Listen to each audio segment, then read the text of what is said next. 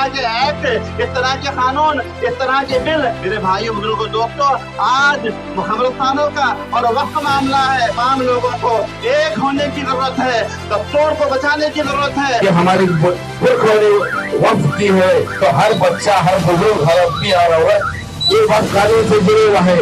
یہ وقف قانون ہمارے کو کیا ضرورت ہے وقف کی درگاہ کی مسجدوں کے لوگ نہیں، ہر مسلمان کے لیے وقف قانون جڑے ہوا ہے. یاد رکھو ہم مرنے کے بعد ایسے وہی قبرستان میں جانا ہے، کسی نے ہمارے لیے وقف کیا ہے.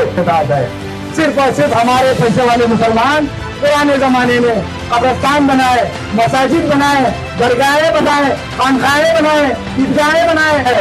یہاں پر کوئی بیچ نہیں سکتا، کوئی خرید نہیں سکتا. صرف للہ کے لیے صرف ایک مرتبہ وقف کی گئی جائیداد، اس کا مالک اللہ ہوتا ہے، ہم صرف نگران کار ہیں. وقف بورڈ کے ذریعے جو زمینیں ہیں اس کو کس طرح سے اڈانی، امبانی کو، پرائیویٹ کمپنیز کو بیچا جائے، یہ پوری سازش کے طور پر یہ بل ہمارے سامنے لا کر رکھے. ہم سب لوگ یہ عہد لینا ہے کہ 1 انچ کی بھی زمین ہم کسی کو نہیں دیں گے.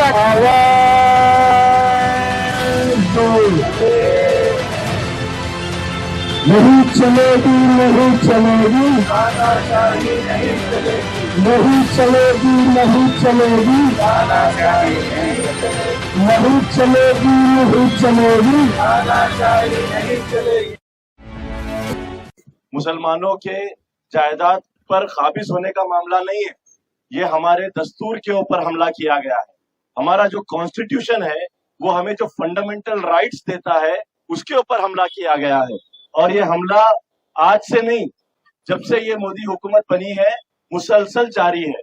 سپریم کورٹ آف انڈیا نے اس قانون کے تعلق سے 3 سوال پوچھے، کیونکہ یہ قانون وقف بائی یوزر کو ختم کرنے کی بات کرتا ہے. تو 3 سوال پوچھے.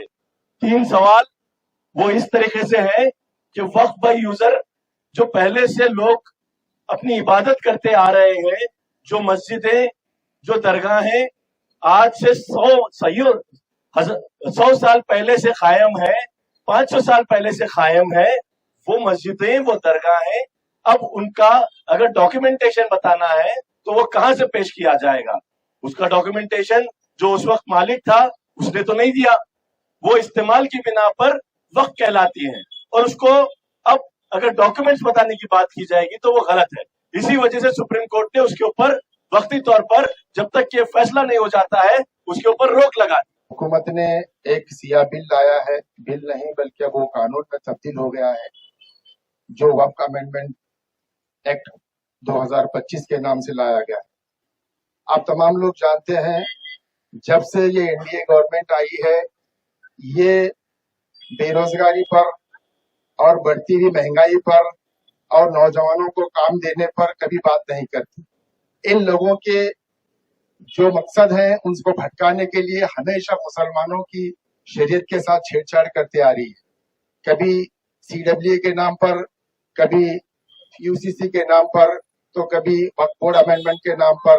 ایسے ہی ہر سال کسی نہ کسی طریقے سے اسلام کے ساتھ کھلواڑ کرنے کی کوشش کرتی ہے. اس کے باوجود بھی ہم حکومت کے ان سیاہ قانون کے خلاف ہمیشہ لڑتے آ رہے ہیں اور ہمیشہ آپ لوگ ساتھ دیے ہیں. اس بار بھی حکومت نے ایک بڑا سیاہ قانون لایا ہے جو مسلمانوں کی وقف کی بھی جائیدادوں کو وہ حملہ کرنا چاہتی ہے. سب سے پہلی بات تو یہ ہے کہ وقف امینڈمنٹ ایکٹ 2025 لایا گیا ہے، اس کے کیا نقصانات ہیں، آنے والے دنوں میں کیا خدشات ہیں، اسی کی بیداری کے لیے، اسی کے معلومات لوگوں میں عام کرنے کے لیے ہم نے ان قانون کو کرنے کا فیصلہ لیا ہے.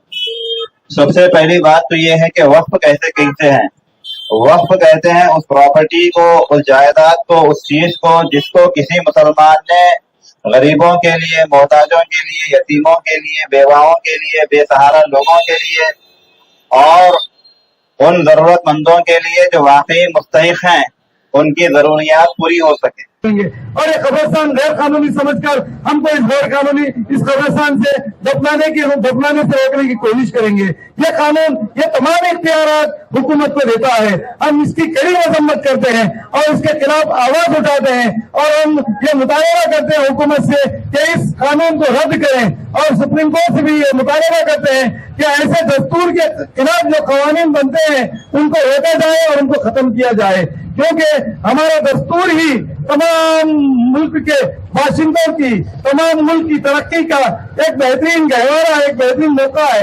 اس کو اگر ہم سبوتاژ کرنے کی کوشش کریں گے تو یاد رکھو ہمارا ملک بالکل ٹوٹ پھوٹ کر رہ جائے گا۔ وقت کے اندر جو جتنے بھی چیزیں آتے ہیں یہ سب چیزوں کی تحفظ کے لیے آج ہم یہ نکڑ میٹنگ رکھی گئی ہے، اور آج تمام لوگ یہ عہد کر لے آج سے کہ بھئی یہ جو کالا قانون جو بنایا گیا ہے یہ ہمارے خلاف بہت بڑی سازش ہے کہ ہماری زمینوں کو کس طریقے سے چھیننا بول کے یہ لوگ جو ہے نا یہ پلان کر کے یہ قانون بنائے ہیں، جبکہ یہ قانون جو ہے نا آرٹیکل کے خلاف ہے اور ہمارے سنویدھان کے خلاف ہے۔ تو اس لیے وقف بورڈ کو کمزور کرنا، اس کو ڈی ایکٹیویٹ کس طرح سے کرنا، یہ بل لا کر اس کو کمزور کرنا ہے، تاکہ یہ جو وقف بورڈ کے ذریعے جو زمینیں ہیں اس کو کس طرح سے اڈانی امبانی کو پرائیویٹ کمپنیز کو بیچا جائے، یہ پوری سازش کے طور پر یہ بل ہمارے سامنے لا کر رکھے۔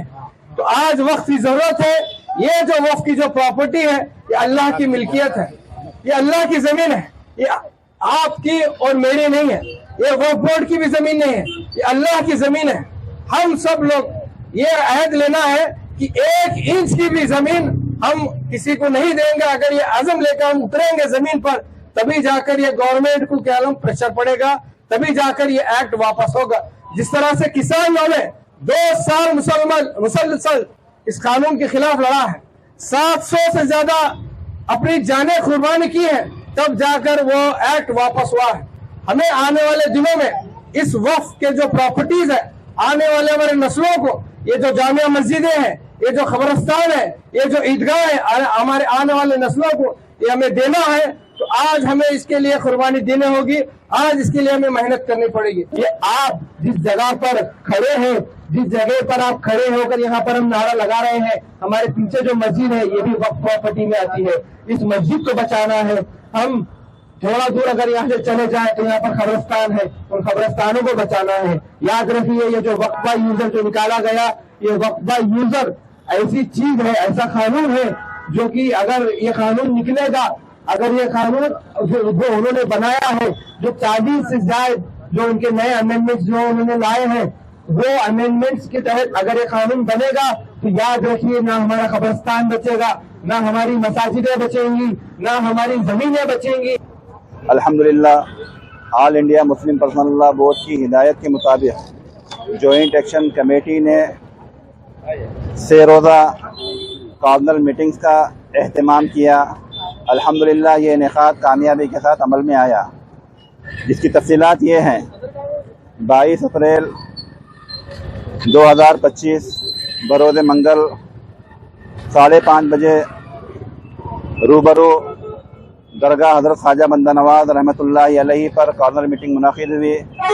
پھر اسی روز 7 بجے مسلم چوک پر، اور پھر اس کے بعد 8:30 بجے سنتراچ واڑی کراس پر ہماری کارنر میٹنگ منعقد ہوئی۔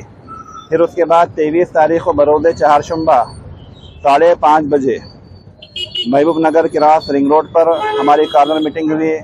پھر 7 بجے ٹیپو چوک رنگ روڈ پر منعقد ہوئی، اور پھر اس کے بعد 8:30 بجے ہاگرگاہ کراس رنگ روڈ پر ہماری کارنر میٹنگ منعقد ہوئی۔ پھر آج بروز جمعرات بتاریخ 24 اپریل 5:30 بجے قادری چوک پر، 7 بجے خدیر چوک MSC مل پر، اور 8:30 بجے مزمع نگر کراس رنگ روڈ پر ہماری کارنر میٹنگ منعقد ہوئی۔ یہ جو بھی میٹنگز منعقد ہوئی ہیں یہ ہمارے پہلے فیز کا حصہ تھے۔ اب انشاءاللہ اگلے دوسرے فیز میں ہمارے اور بہت سارے پروگرامز ہیں جو آل انڈیا مسلم پرسنل لا بورڈ کی ہدایات کے مطابق ہیں۔